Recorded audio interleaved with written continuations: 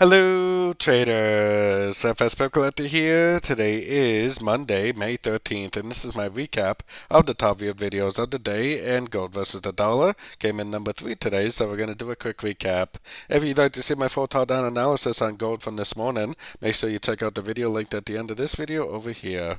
So gold made almost a perfect 5 waves down, 1, 2, 3, 4, and 5. If you watch this morning's video, you'll know that it looks like this could be the end of a wave B.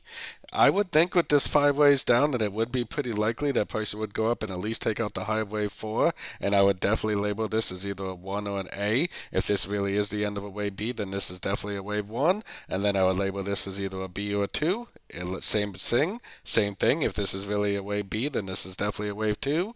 Then I would be looking for another sort for a wave 3 or a wave C. If it is a wave B, then it will definitely be making a wave 3, and it will make new highs on the or new lows on the higher time frames.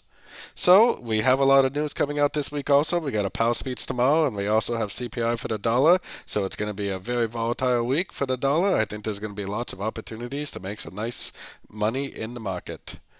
So don't forget to join my free Discord channel, which is linked over here in the corner. And don't forget to check out my membership program that gives you access to all my daily live trading sessions. And it gives you access to all my swing trade setups that I share with the group at the time of entry by signing up at my website, fxpipcollector.com. As always, thank you and happy trading.